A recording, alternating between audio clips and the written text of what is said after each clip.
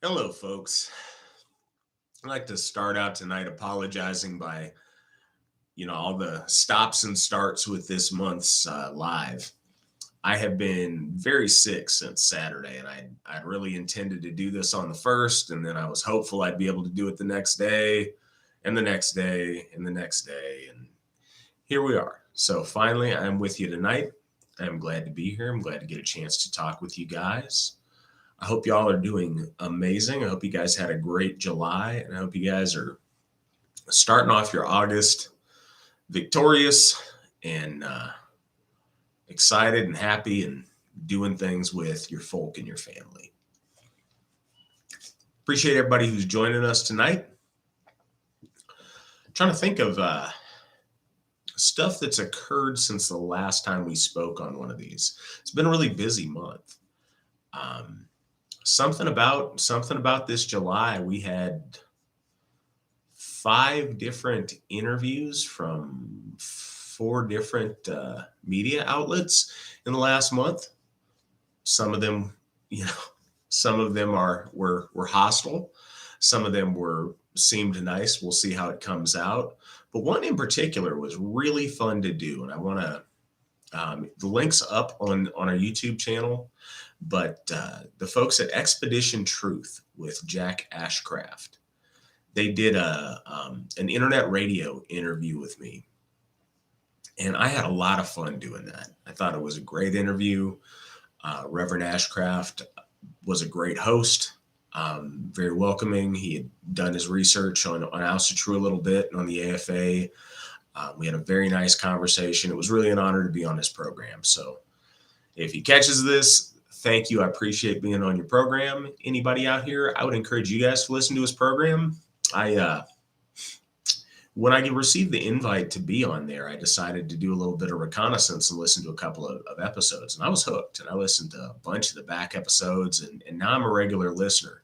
I really like that show. It's interesting. A lot of it's done from a very Christian point of view, but it's about values, it's about religion, and it's about some interesting things. And I think it's a nice break from the typical politics that a lot of us end up hearing on those kind of talk programs. Anyways, I really enjoyed it. Expedition Truth. Check it out if you're interested. And if you want to see my interview from there, that's also up on our YouTube channel. So that went on. So you guys know we are fully engaged in the quest to get Njordshof. We're working hard on making that happen, and any progress we make towards that is a testament to y'all's generosity. But very specifically, we've been doing really well on it because you guys have been overwhelming in your support and in your enthusiasm to make it happen.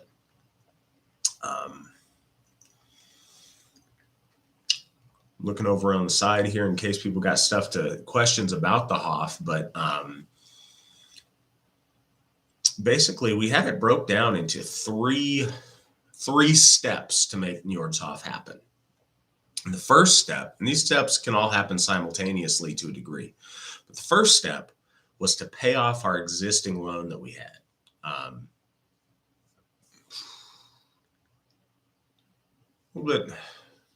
little bit over a year ago now, we took out a loan in order to get and establish Thorshof and Baldershof. And it wasn't a mortgage. It was we were very fortunate. We had a private lender that helped us out. So this wasn't tied to any building. We owned both of those buildings outright, but we had this outstanding loan that we wanted to make sure we paid off. We had I think 2 months ago or something, we had a $18,000 balance on it or something, and we wanted to go ahead and get that paid off. It took us about 3 months, and we were able to finally pay that off. As of this week, that check is in the mail. We are out of that debt, and that was the first foundational step to making sure that Njordshof is a reality, is getting that original loan paid off. We did that shockingly fast. I'm blown away with y'all's generosity on making that happen. So first step, 3 things. First step, mission accomplished. Step number 2 was to bring our monthly income average up to a certain number we were looking at. And the idea is so not only can we afford the HOF, but we can properly take care of it and fund all of our HOFs so we don't find ourselves in a financial bind. Um, our goal for that's a very, very safe margin for us to be able to take care of that. And I'm very happy to say that we've met and exceeded that goal now for that monthly average. So step one, done. Step two, done. Step three, and this is the tricky one, devil's in the details, but finding the property and finding outside lending to help us get the property. But I'm proud to say we're on that. We're engaged with some realtors in counties that we're looking at. We are looking and scouting financing, and we are well on our way with that. So I am so happy that's moving so well. I'm so thankful for your all's generosity. I just want to update you. We are moving ahead full steam towards Njord's HOF. Hail Njord.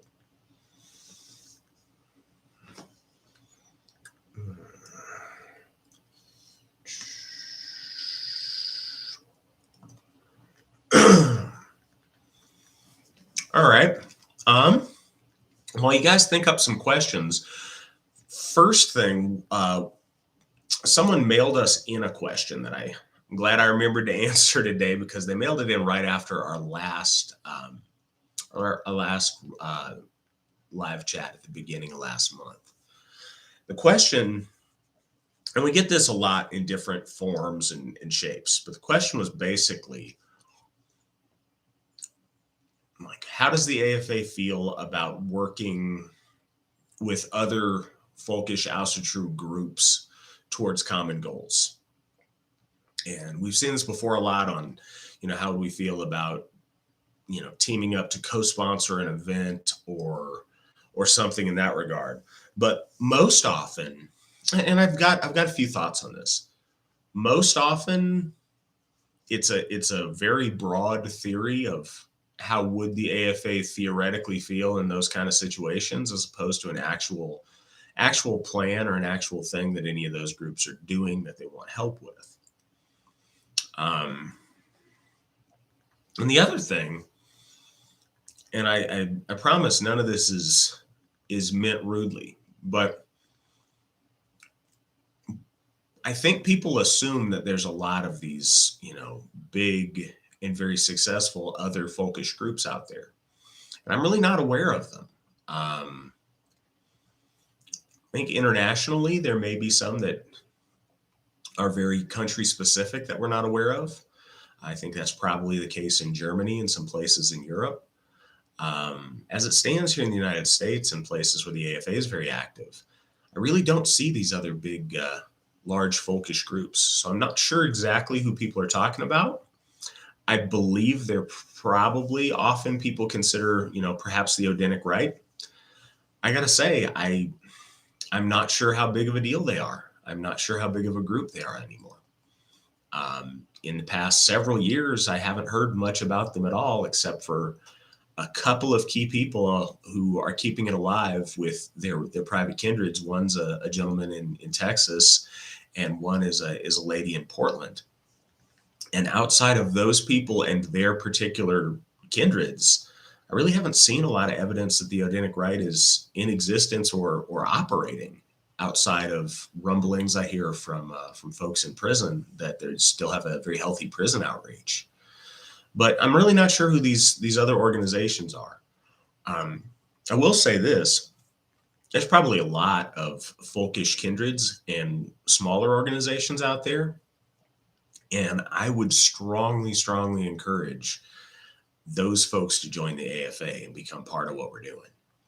If we're all supposedly moving the same direction, and if you guys like what we're doing, you guys like what the AFA is about, you guys like what we've been able to accomplish, we are far better served working together under one banner, under one tent in the Asatru Folk Assembly, unified in the direction that we're headed, than dispersing resources on all these little different backyard groups.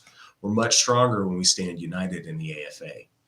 So that's kind of the AFA's policy on that. If we'll evaluate any situation as it comes up, but these other folkish organizations and groups, if they're out there, the best way that we can accomplish great things for the ICER and for our folk is for those folks to go ahead to join the Austrue Folk Assembly, and let's move forward together.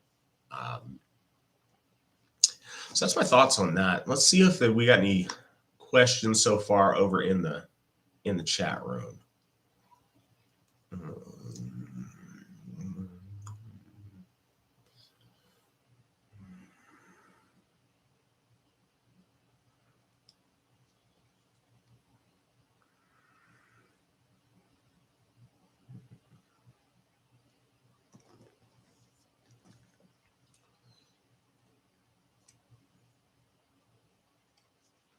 Okay, Sigmund asks, why or what's the rationale behind the naming order of the Hofs? And it's based on the order listed in the Gylfaginning poem in the Eddas. And then that poem, the question is raised, tell me about these ICER. Who are these ICER? And it said there's 12 ICER worthy of beneficial for mankind to worship.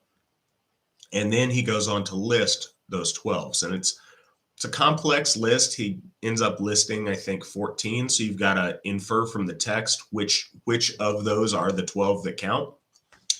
And then after that, he goes on to mention a list of the goddesses as well. But that's what we've been going off of. That honestly stems from a deep discussion that I had with Brad Taylor Hicks, say in 2014, 2015. But it was a deep discussion on, man, it'd be great if we had Hofs.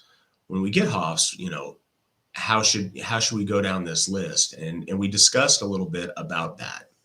And the idea behind it is to rebuild the rainbow bridge connecting us with our gods. And I don't think that connection was ever completely severed, but the idea of these bright colored, Hofs dedicated to each of these gods, the hope that strengthens that connection and that bridge between our folk and our gods. And certainly we've seen that happening. I know that will continue to happen as we establish Hofs. That will happen long after we're done with that first initial 12. But that's why we're doing the name order in the order that we're going.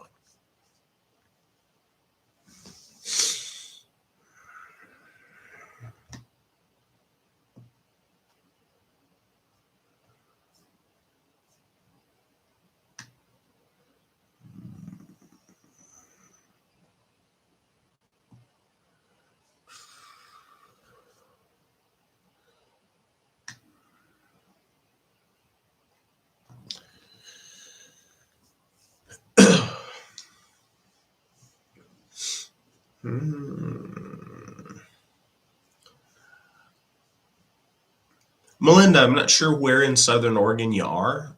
It's worth reaching out to our folk builders in Oregon. We actually have a Gothi that's in Oregon now, Joe Rozenek, in the Portland area. But reaching out to Joe, he could help you get connected with folks that are in Southern Oregon. We do have some. Not a great abundance, but if you take Oregon and Washington, we have quite a bit of AFA members there. We do have quite a few folks in Oregon. They're kind of spread out. And we've got quite a few people in Idaho too.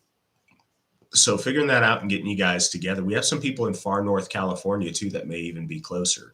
So if you reach out to Gothi Joe Rozenek, jrozenek@runestone.org, he could get you set up and help you connect with those folks. It's really nice to be in a time where we don't have the number of members we'd like, but we've got members spread out across this entire country and around the world. And so there are people close to you. It's just a matter of getting you guys connected.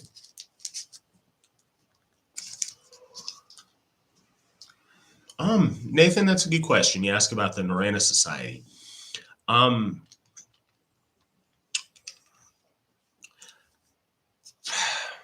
First, I don't think that they're, really what we're doing. I don't think that well, like you mentioned, you said, are they more of an academic society?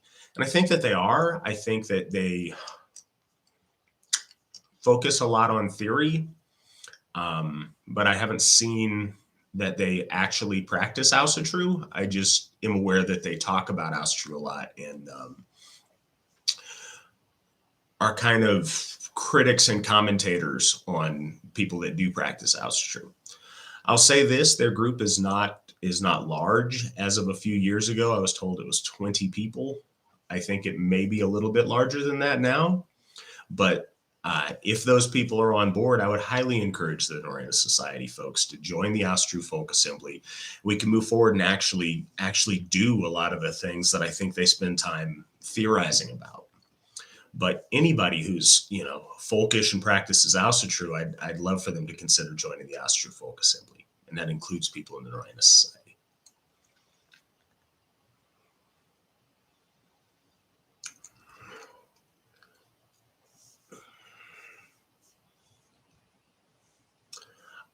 John, that's a good question. John asks if non-AFA members can worship at the Hofs if they're still folkish. We invite people to the Hofs. We friends, prospective members. We invite guests from time to time. My question is, if they're folkish and they're Ausa-Tru and they want to worship at these Hofs, why wouldn't they join the Ausa-Tru Folk Assembly and help us do the things we're doing, help these Hofs exist? And that's why I got a question.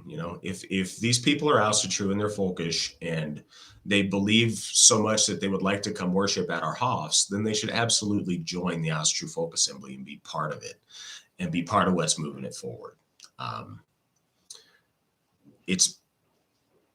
It's a much better and much deeper connection when you're actually committed to what we're doing than when you're, kind of a spectator that floats in and out when you want. It means a lot more to be there and support it and help those Hofs to exist and to thrive.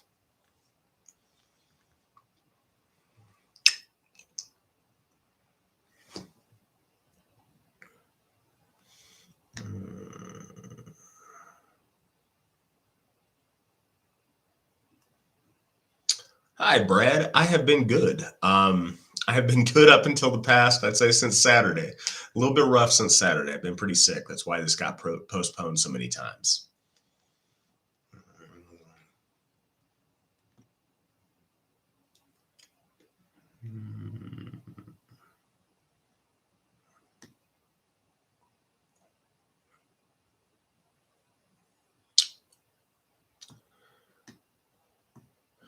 Victor Rydberg's really interesting. I like a lot of the things that I've read that he's written. I like a lot of the style that he writes in as well. I think he's writing from a time period where he didn't have access to a lot of the information that we have access to. I know the Norena folks really like Rydberg. I certainly don't have a problem with him, but I don't think that his interpretation is necessarily the be-all, end-all.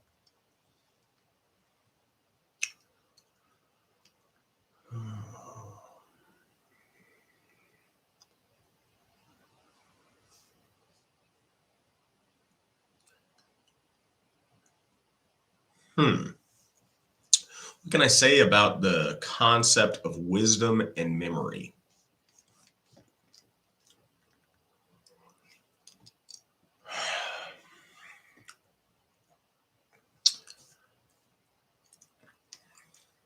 Both are really fundamental to what we do in Ausa-Tru in general.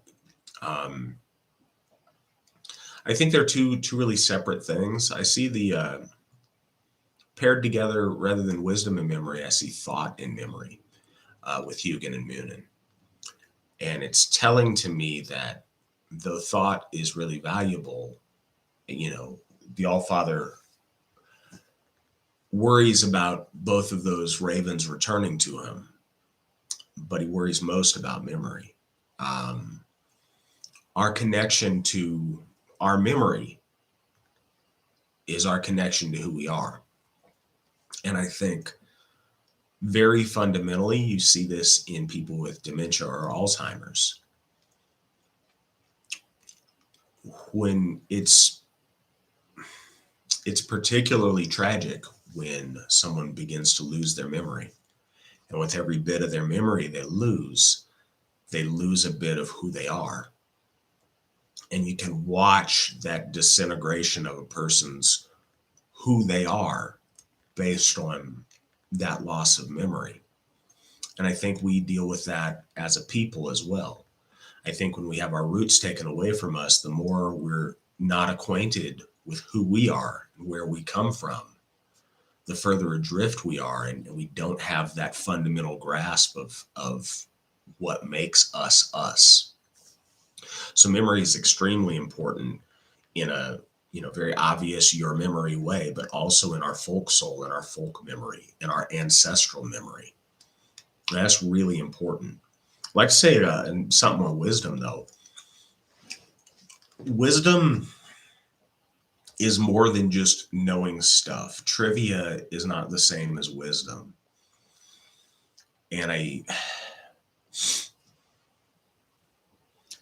think it's worth noting and thinking on that wisdom is the understanding of things, not just the knowing of minutia or you've read a lot of books. Wisdom comes with application, and it comes with experience, and it comes with having a deep understanding of things and how different things interact and how things work in a real way as opposed to just theory. Wisdom is so much more than that. And I would encourage folks that prioritize wisdom so highly to pair their book learning with some actual application and some experience, because experience does so much to enhance and create wisdom. And that's my thoughts on wisdom.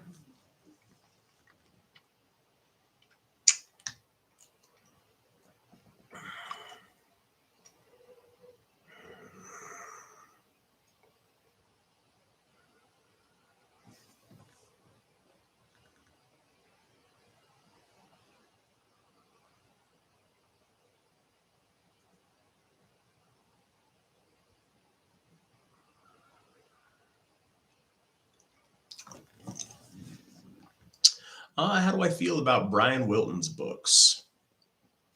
It's been a while since I've read one of his newer books. I think Brian is certainly an extremely powerful speaker, and I think that translates well into his writing in short bursts. Um, it's difficult, and I've watched and I've been impressed by this too. His books for a long time were on a steady increase in their quality, and I think that I think there's a lot of really good ideas presented in there.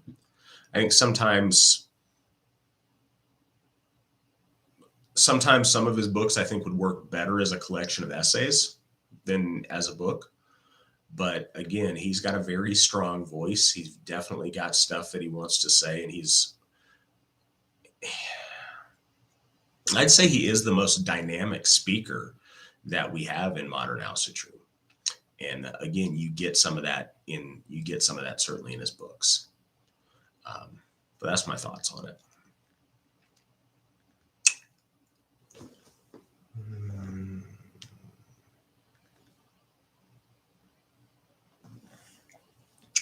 Ryan, you can absolutely invite your family members to any AFA thing that you'd like to. Assuming your family members are like the rest of us, and we would welcome people. They don't have to be AFA members. If they're members of your family, we'd love to have them come out for food distributions or to attend events at the Hoff and check it out and see what we're all about and see what you're doing and take pride in what you're doing. So yeah, people's family are definitely welcome around as long as they, conform to our values and share that commonality with the rest of us.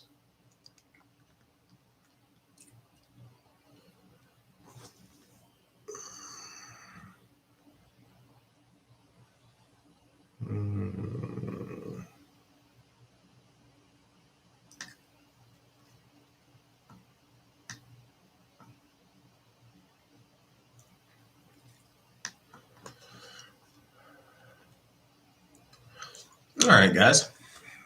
What else do you guys want to hear me talk about tonight? Does anybody have any questions about pretty much anything?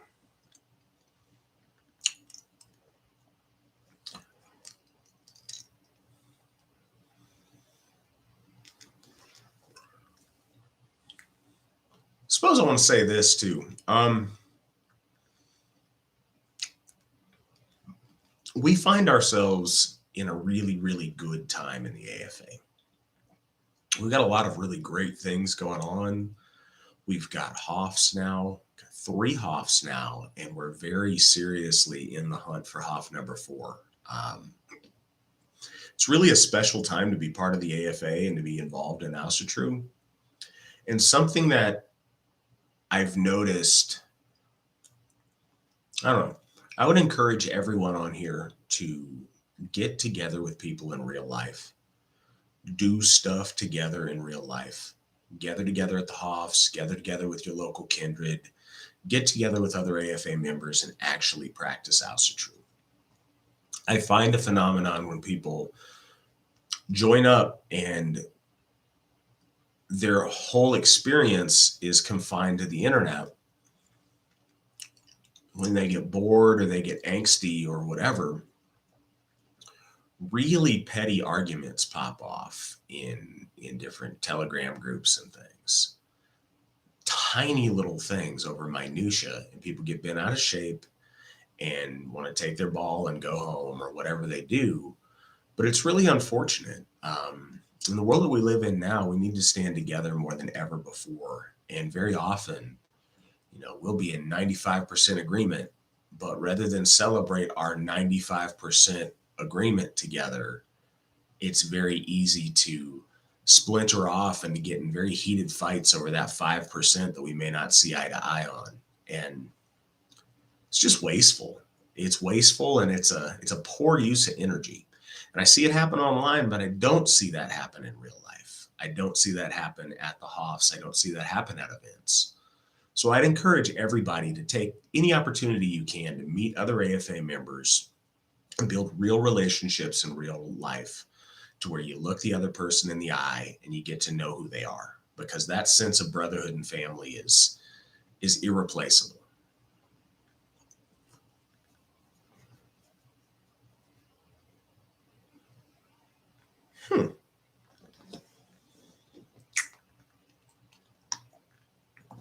All right.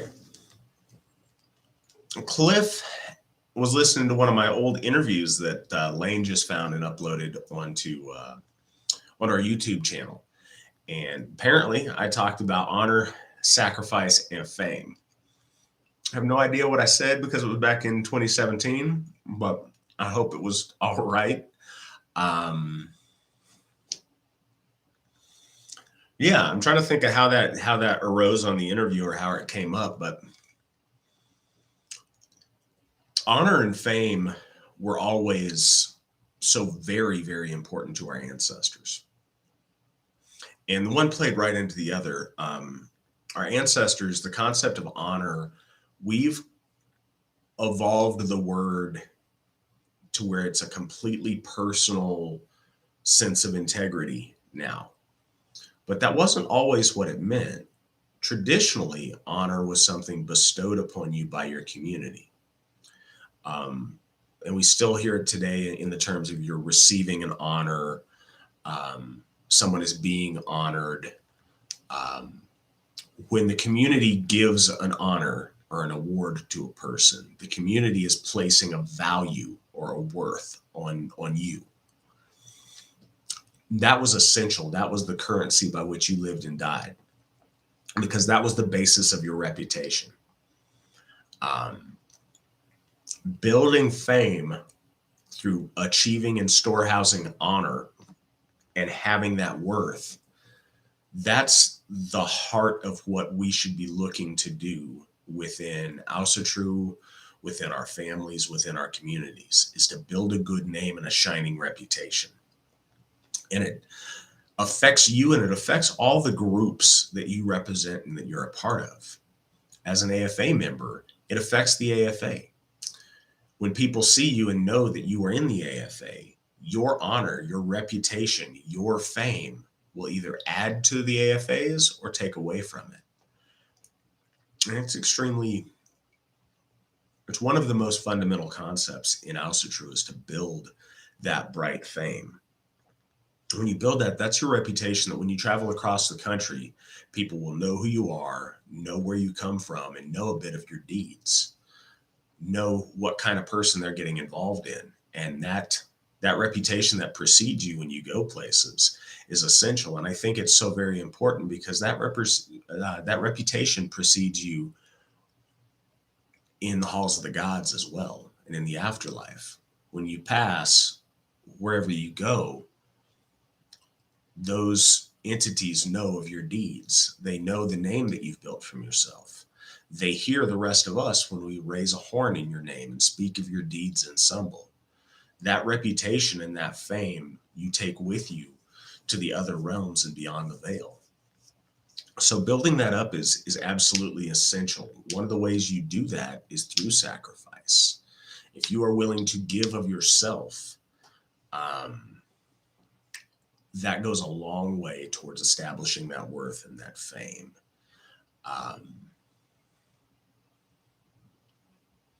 Yeah, I think that's what I got to say on that this evening. But we need to always be aware of building that good reputation for ourselves because it speaks well of our family. We can spin that reputation by saying, hey, if you trust me, here's my friend. I'm vouching for him. Put it on my tab.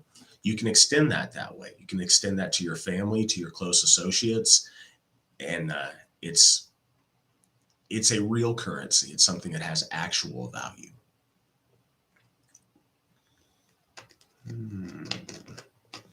Joe asks, what area in Florida is most promising for Njordhof? Casting a pretty wide net, Joe. We're looking at it. Say the northern half. I'd say I can't get any tighter than that right now, but probably the northern half of Florida would be the most promising areas to look for it. Again, we'd love to have something near the coast, but in our current price range and where we're at, we can't necessarily guarantee that. But I think the northern half of Florida would be the most promising area right now.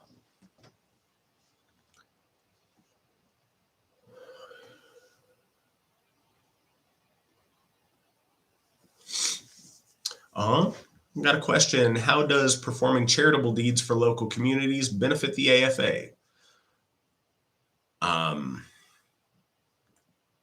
Benefits the AFA in innumerable ways. A couple of them. Let's go with the most obvious first. It looks really good for us to do nice things for people. That helps us, and it helps put our best foot forward to where communities see that we care, that we are good neighbors, and that we want to help folks out, and we want to be good neighbors. And I think that establishes a really good tone in a community, showing them not what we talk about, but what we are about. That we are there handing out food, we are there helping out. We step up to help our communities and to be a good neighbor. That idea of being a good neighbor is very essential to who we are and our values. Also, it genuinely helps people. It's nice to help people. When we got people that are suffering and we can, do something to help them, do something to take the stress of being able to feed their family and make that stress a little bit less. Being able to do something to make something in their life better is extremely important, and it's very beneficial to those people. But also, it's extremely beneficial to us. Our folks tend to get bogged down a lot in stuff they don't like, in seeing all of the things in the world they wish they could change, all of the good they wish they could do, but they don't know how, all of these problems that are too big for them to do anything to affect. And so we complain and gnash our teeth and get grumpy and talk about all this negative stuff. Well, these charity opportunities, that's a time where we can go, be happy, be with one another, and do something good that helps people. doesn't fix all of the problems we wish were fixed, but that day you were able to help a family that was not going to be able to eat or eat as comfortably. Now they're going to have food. They're going to have something nice because you made an effort to help them. And that is good. That is good for the soul. That builds us up and it makes us positive people focused on doing positive things. And there's immense value in that. And I'm very proud that now at all three of our HOFs, we have monthly food distributions. All three of our HOFs, we're going to have Yule toy giveaways for kids that may not have toys in the area. So we're doing charitable things at all three of our HOFs now, and I'm very, very proud of all our people making that happen.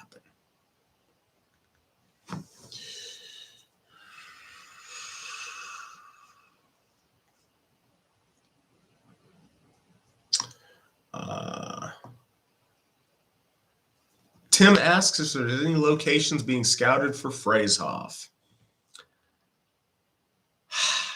It's putting the cart before the horse a little bit, but always got big dreams. Yes, I'm absolutely looking at and have ideas for Phrasehof.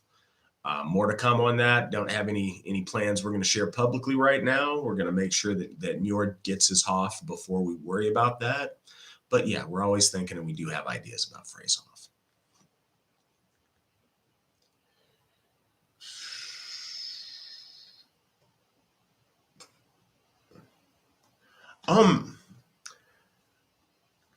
So Ryan asks, is there any truth to drama between the AFA and Jacob of Wisdom of Odin? There may be at some point somewhere with somebody, but honestly, I don't know that guy. I hear talk about him saying various things, but I haven't listened to any of the stuff that he's had to say. I'm really very unfamiliar with that guy or with his program, other than I on chats like this I read little snippets here and there about it. No, certainly not on a leadership level. There's no drama. Again, I don't know the guy. He may have some drama with us. Again, I don't know.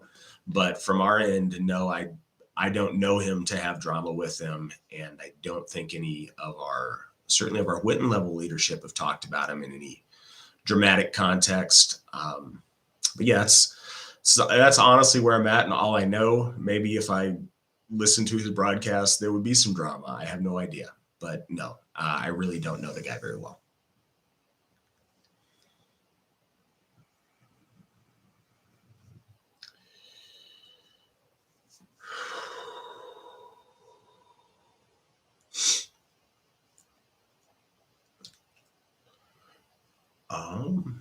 All right. We got a question. What home or family rituals do I recommend for introducing families to Asatru?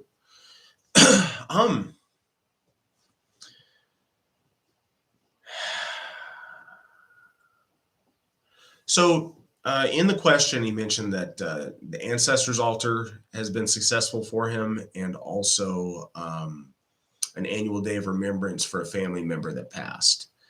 And I think those are both really good ideas. I think approaching the ancestors is a point of commonality that your family has that's undisputed.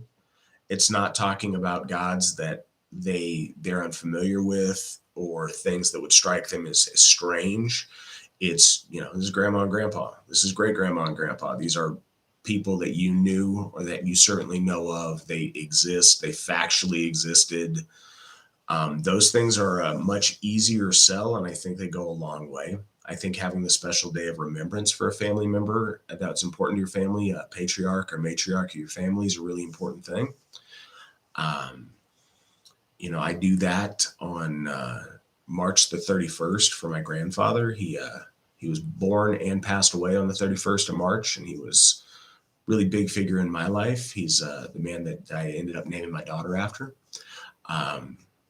So I think those are really good rituals. I'd say on a very simple level, if you're having a family dinner, I think a meal blessing is a nice thing to do.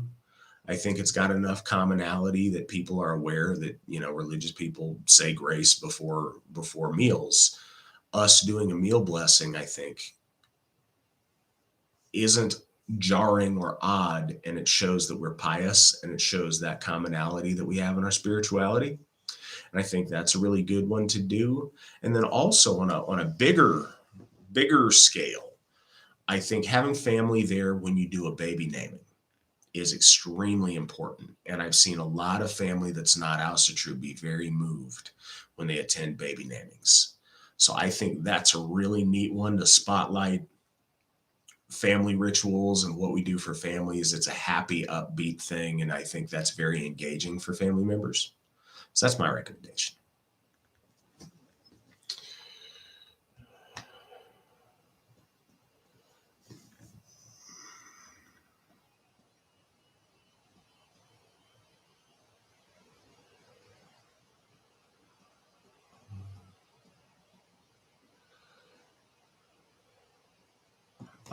Jess asks, how our youth program is going?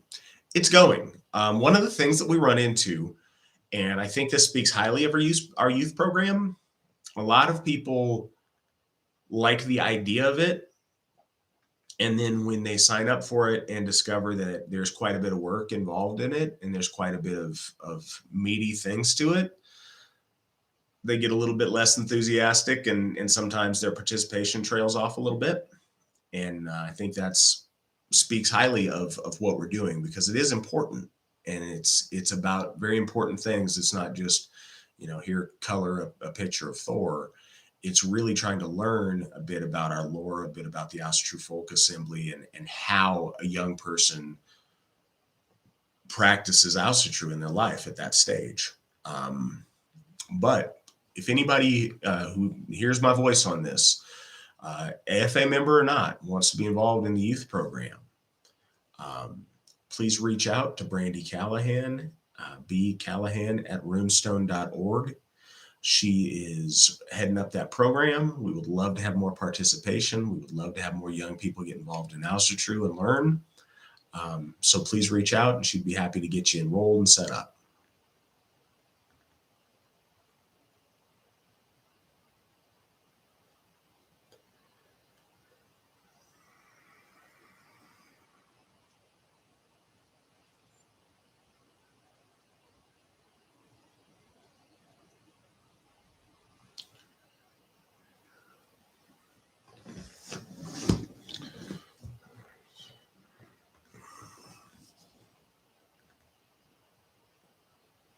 All right, Nate. Well, so I think that different families have different stuff they do in regards to baby naming.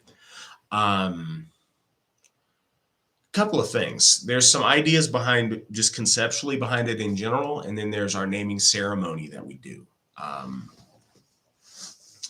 In choosing a name, it's don't have hard, fast rules on what you have to do, but very often it's preferable to have at least one of the names, first name, middle name. Sometimes folks are like the Spaniards and have 4 and 5 middle names. It's whatever y'all want to do. But those names, being named after a prominent member of your family or somebody who is important, I think that's a very time-honored tradition amongst our folk. Everybody's got a little bit different ideas about reincarnation, but on a very fundamental level, when you name your child after someone who's passed, you want to summon some of that person's essence, some of that person's haminya, some of that person's character to inspire that child, or to live on through that child. It's fundamental that the basic idea of naming is you give it 9 days to confirm whether the child's going to be viable and live. And during this time, it's as though when the child's born, they're not a complete person yet. They have pieces of their soul complex, but they become a complete person when you, the parents, in front of the gods and in front of the folk, ideally under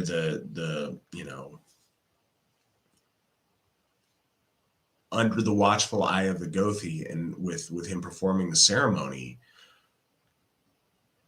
bestow that name and that identity on the child. When you do that, you're affixing the ancestral memory into that baby and making them a full and complete person and a full and complete member of your family, of your folk. And so baby namings that we do, this is what I do. I think it's important, and I pour out a little offering to the Norns. I also pour out an offering to Frigga. Um, when I pour out an offering to the Norns, before the ceremony, I ask that the Norns give that child a gift, and a blessing to go and help guide things in their life. And so I do a rune draw the night before I do a baby naming. And I ask, Earth, Skuld, and Verdandi, um, to have a blessing that's for example, I would ask Earth to bless the child with, you know, a strong knowledge of their past, and I'll see what rune I pull, and I'll use that as part of that blessing. I'll ask Verdandi to give that child something to guide them in the present moment, and I will draw a rune that way. And I'll ask Skuld to give the child a rune to guide them towards what to reach for and towards where they should end up. And I'll get that rune. And then when it's naming time, you sprinkle water upon the child on its names, the three names, or however many middle names you want to give your child. Um, and then I like to trace those runes in mead that the Norns inspired me with the night before onto the child's forehead, and give them that blessing. And it's important to have the family up there, close family friends to come up there, and then we typically will drink them in a round of toasting, raising a horn, saying something about the child, making a vow that we'll be there for the child, we'll look after the child, we'll welcome them into our folk, and then having a toast to them. We go around in a circle and like to do that with the close family up in the front of the area, be it a ritual circle outside or be it inside in one of our bays. Um, those are some of the most fun and just beautiful things to be a part of. I'm a softie on those. I can't get through them without just sobbing because it's just so powerful and so special. And I'm very lucky to have been able to perform quite a bit of those in my time. And those are some of the most special things I get to do as a Gothi.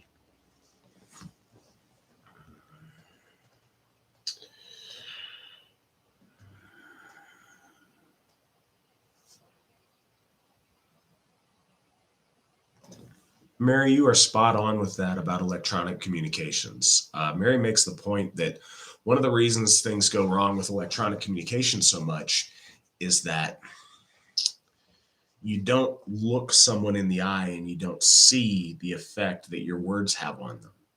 And you don't see their emotion when they're saying things. It's very easy to misinterpret them saying something in a harsh way that maybe they're not. But it's also very easy to say something without taking into account other people's feelings. We often think, man, people wouldn't say that to my face. And when you say that, there's a certain amount of bravado and like, it's not that you'd fight the guy. The idea is they wouldn't say it in your face and have you look back at them angry or hurt or them be embarrassed for having the audacity to say outlandish things. That affects us so much, those kind of nonverbals when we have communication, and the internet takes that away from us. It's one of the reasons I like these live video chats. It's not the same, but at least you can see my face when I'm saying things, and I hope it communicates those things more authentically to you.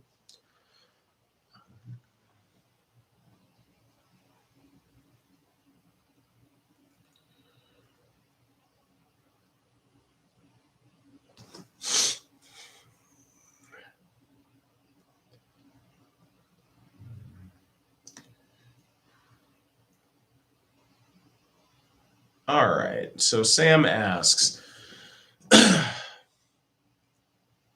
prison outreach programs. I wish. Every time the AFA gets some traction on that, the people we have involved in it tend to have things occur in their life that take them away from it, and a lot of those things stop before they get started. I'm very eager to get back on that as soon as we have the right people that want to help out with it. We had more progress going than ever before here a couple of months ago, and the guy that was running it had some things happen in his life. So hopefully we can get back on track with making a little bit of progress that way. But yeah, I wish I had better news on the prison situation, but that's kind of where that's at.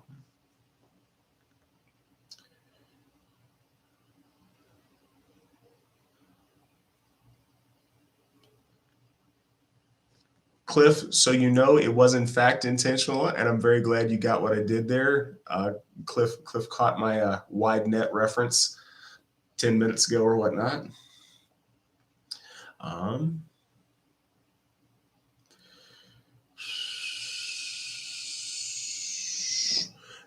Mary, the idea of the Pacific Northwest is a really good idea. That's kind of our runner-up area. It's still not 100% out of the running. For this HOF in specific, it really does need to be fairly near the water. And in the Pacific Northwest, that would mean we would need to have it on the coastal side of the Cascades in either Washington or Oregon. Properties there are very hard to come by, and they're very expensive to get what we're trying to look for. We do have feelers out, and we are looking, but it's going to be a hard sell on this one. I think when we get one in the Pacific Northwest, it may end up being on the eastern side of the Cascades.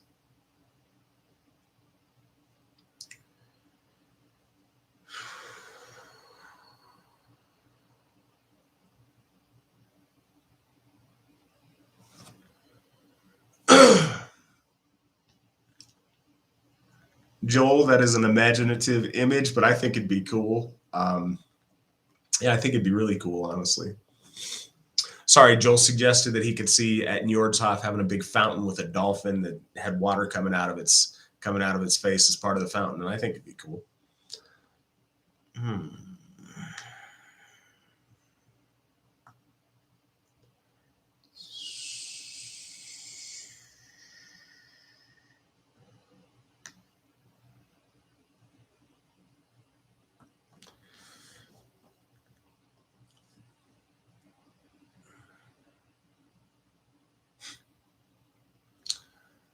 Joe, you said it. I'm gonna be very disappointed if there's not delicious fish fries at Njordshof. Sorry, guys. I'm looking over here at the chat to make sure I'm getting any questions you guys are out there asking. I know I'm running a little bit behind on it.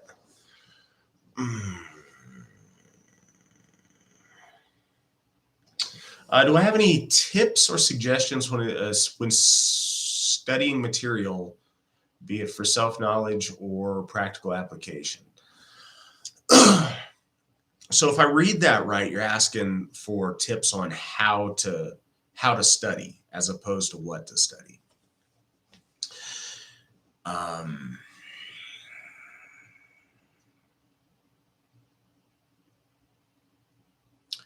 I would say it's useful to read things out loud sometimes.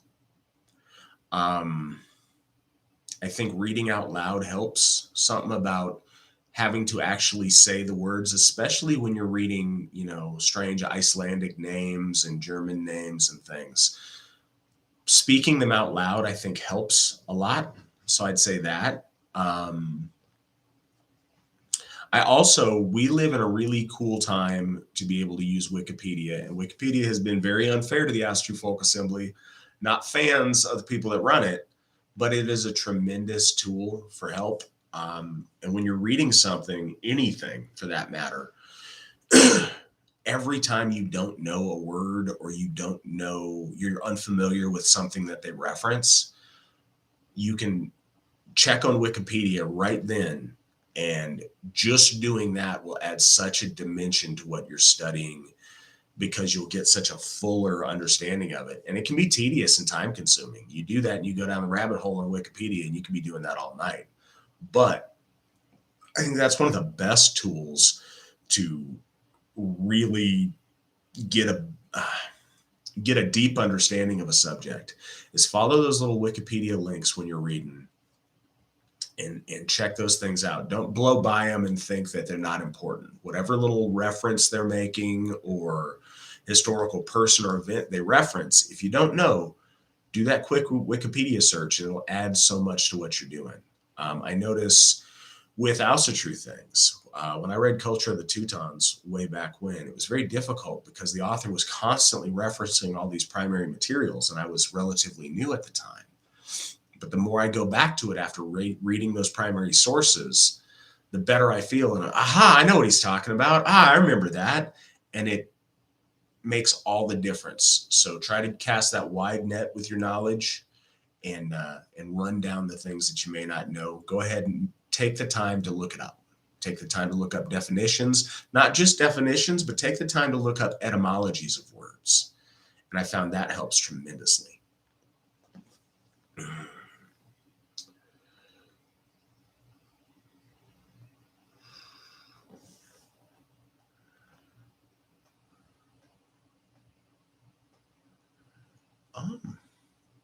Jason asks how our men can constructively form and express the tradition of Mannerbrunnen in 2021. I think that's difficult. And I think that when you call it that, you presuppose lofty things on something that doesn't have to be. I think that finding time to get together as men and do things is really important. And I think it's not the same as a young band of men going out and fighting wars or doing cattle raids or things that our ancestors may have done. But I think we let perfect be the enemy of good. I think getting some guys together and going to the gym is really valuable with a couple of workout partners with some lifting or any other sport that you want to do. Shoot, getting guys together and having a bowling league. Again, that's why I don't want to use big lofty names because I know that's underwhelming, but it's guys spending time with other men, talking with other men about men things. It's very valuable, whatever form that takes. It was something that was really special to me. I was able to, when I was a bouncer, I was bouncing at a spot where we had, a team of 13 guys. So I was able to have, a little bit of shared danger, a little bit of shared fisticuffs with some other men. That meant a lot to me. But there's other ways that guys can find that. And I think, like I said, going to the gym is one. A hunting group is one. I think going hunting with the guys, that's much less common now than it was a generation ago. But I think that's a really good opportunity for that. But even if some guys want to go hiking, together or camping,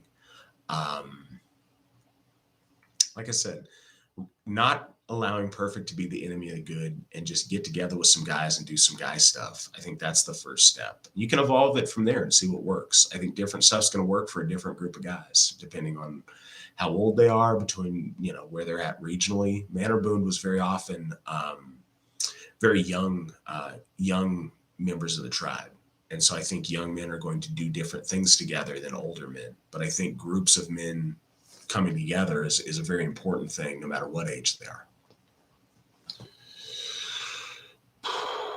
Sam, talk to me about this a little bit later, because I like I said, I would like us to have some resources and some ways to help folks in prison that want to learn about Alcatru and want to better their lives and better themselves. I'm all for it. So yeah, let's talk about it. Talk to me about it and talk to Brandy about it. We'll try to get something figured out.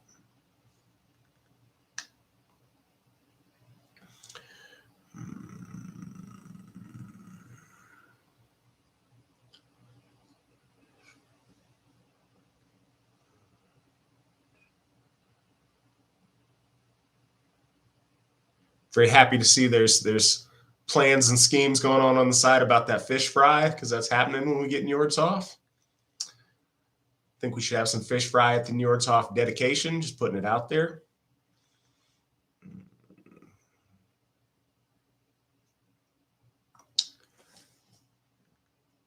Okay.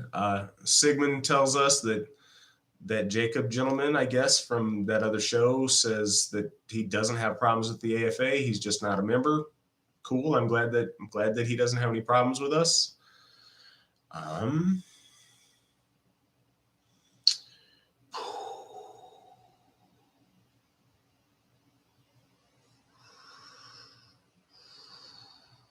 Shadow Band. We do not currently have any AFA members in Mexico. Taking a look here real quick. I don't think we've ever had an AFA member in Mexico. We do have one in Uruguay, however, but we do not have a AFA member in Mexico, nor have we ever. We've had AFA members in a number of different places in South America. I don't think we've had one in Central America either, but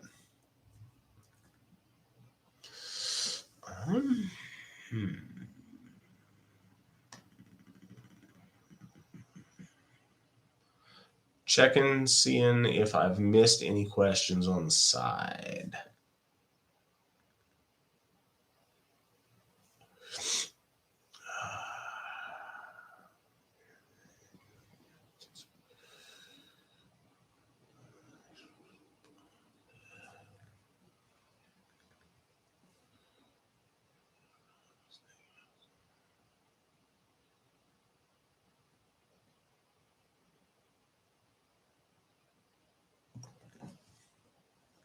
Well, thanks. I really enjoyed doing these video chats once a month.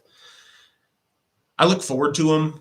It's really nice to have this kind of conversational. I feel like I am sitting down with family and talking, and it's very nice. Like I said, I look forward to these, and I'm glad that you guys seem to like them. I appreciate all of your questions. It's a lot of dead air if I don't have questions, so that's certainly very important, and I'm very thankful for it.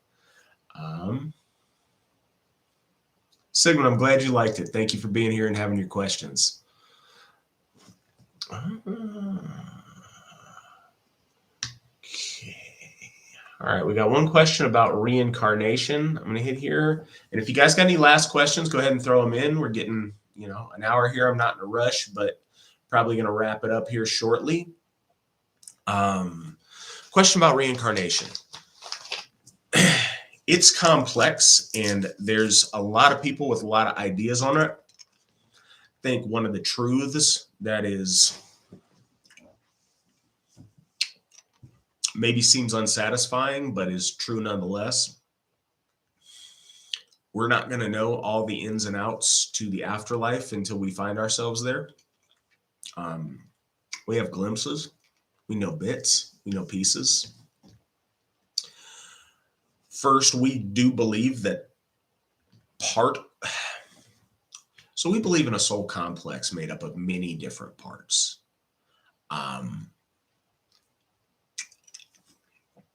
We also believe that some of those parts reincarnate within your family line.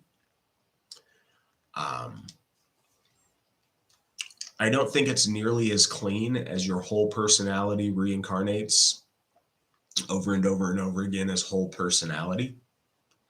I think that may happen in some instances. Like I mentioned earlier about the baby naming, I think that when you name someone in honor of an ancestor, a piece of them does reincarnate. But I don't think that's like them, that's their personality, like you and I speaking with each other.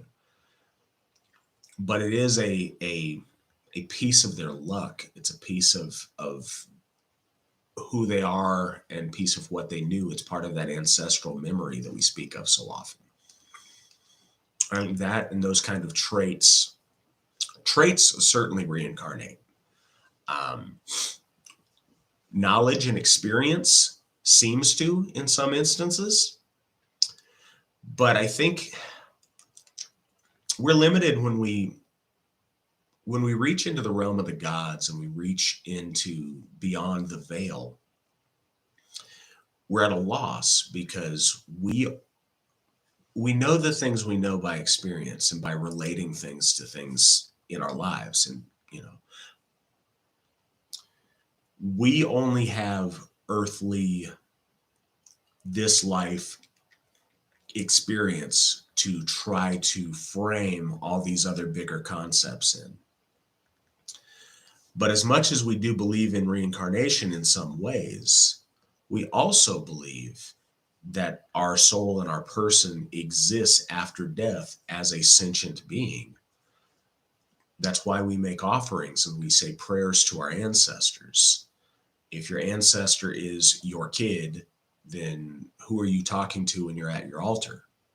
And again, that's one of those questions that doesn't necessarily work with the physics that we understand, but that does, just because we don't wrap our head around it doesn't mean it's not a thing or it doesn't exist.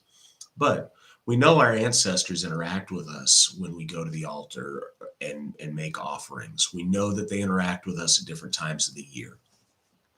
We know our DCer consciously look on from beyond and help us out. We know these things to be true. Many of us know them for a fact to be true through experience and practices that we've been involved in. So it's a sloppy answer, but I think that pieces reincarnate. I think that if someone has a lot to do, perhaps bigger chunks reincarnate. But we also do know that our ancestors, be they living on in the mound, in the halls of the ancestors, or be they ascendant and living on in the halls of the gods, that big chunk of who these people were, who these people are, exists in some kind of a whole format that way. And I think that was kind of the goal to our ancestors, is to survive the death process whole and conscious so that you ascend to something higher. I know it's not as clean and as easy as folks may like, but I do think that that is as close to approaching the truth as I can get.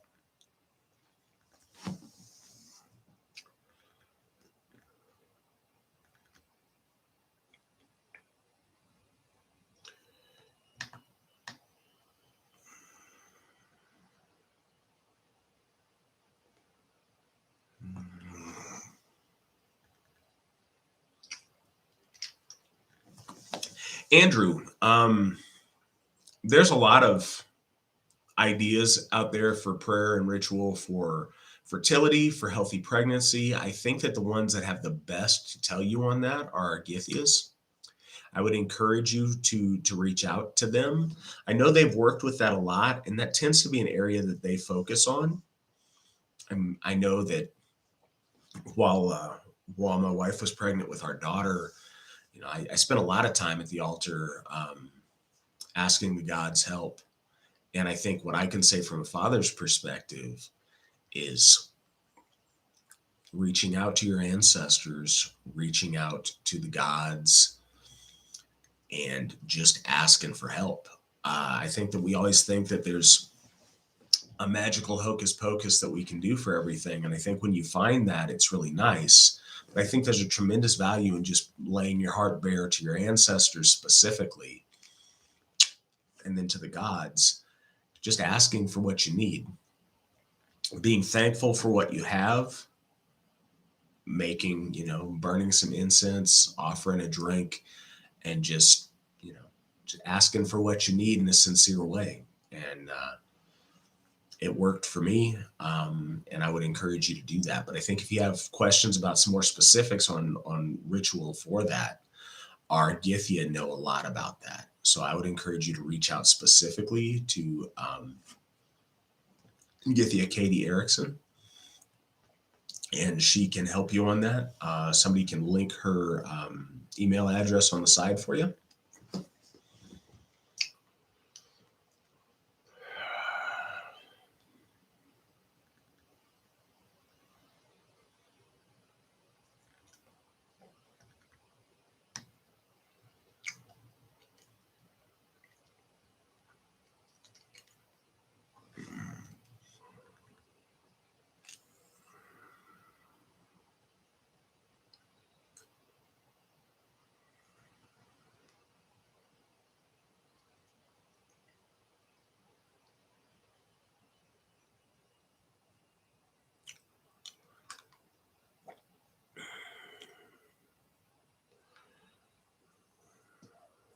Sorry, guys, I'm catching up over here on the side. You guys have been really active tonight, and I appreciate that a lot.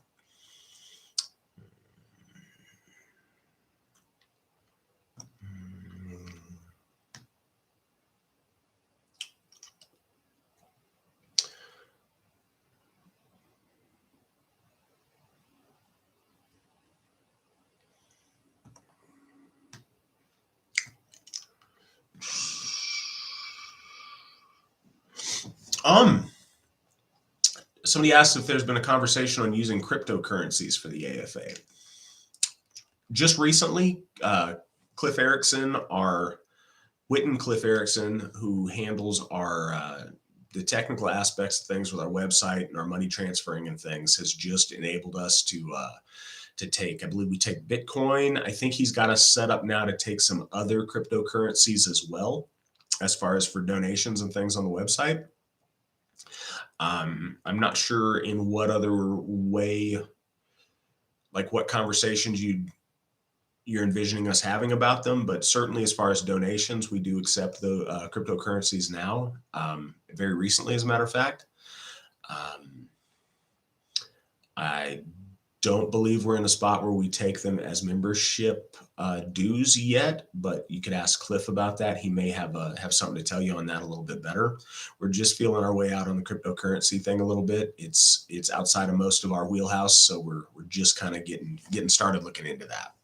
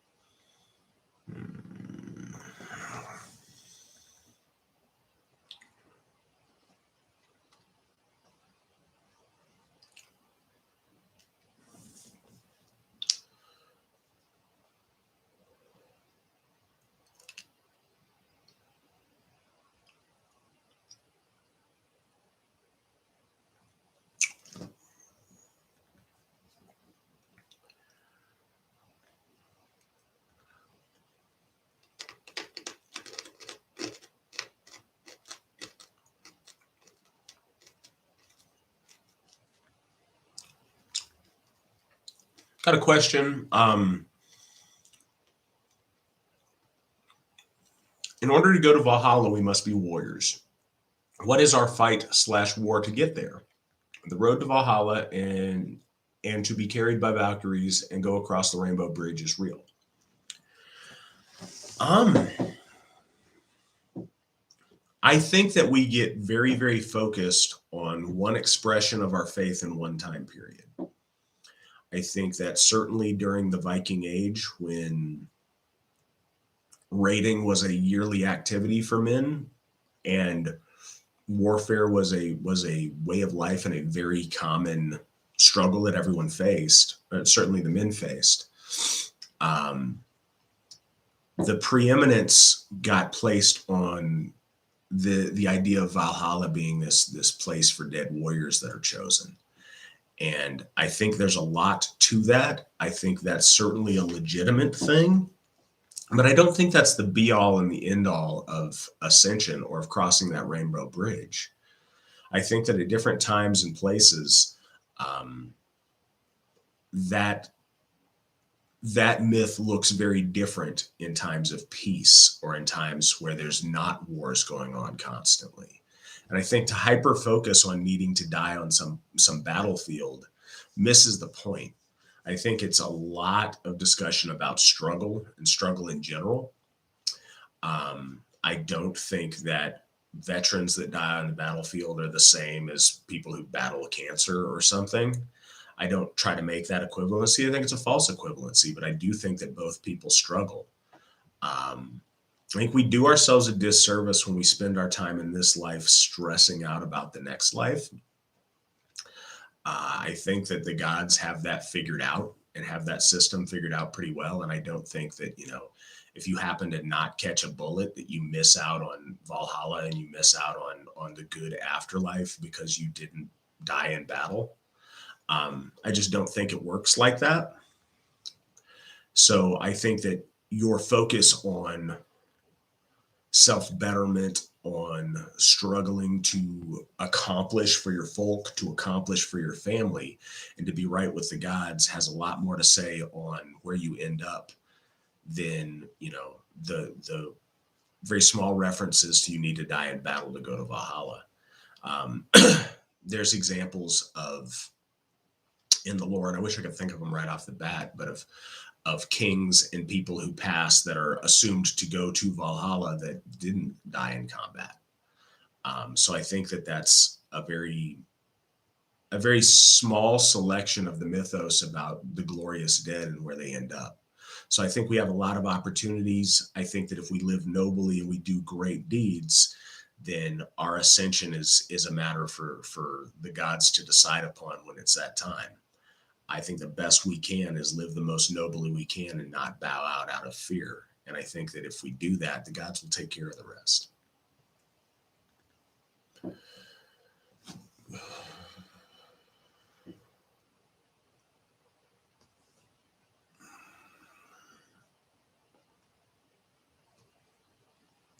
And I also want to say this about Culture of the Teutons. There's a lot of really good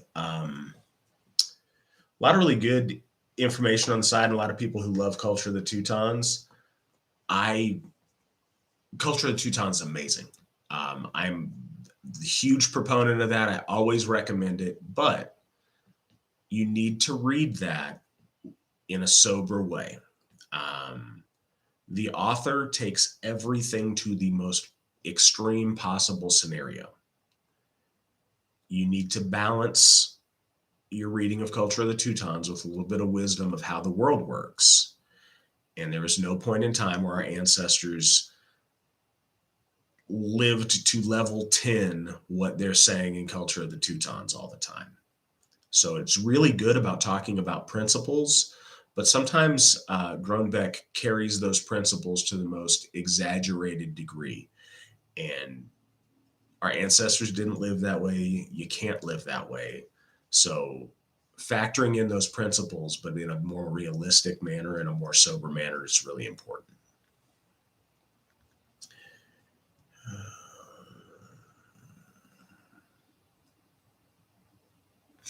All right, guys. Well, it has been great to talk to you tonight. I appreciate you guys. Thank you so much for being here. I'm sorry for all the delays this month, but I'm glad to get to talk to you today. And I look forward to talking to you next month. Y'all have a good night. Hail the gods, hail the folk, hail the AFA.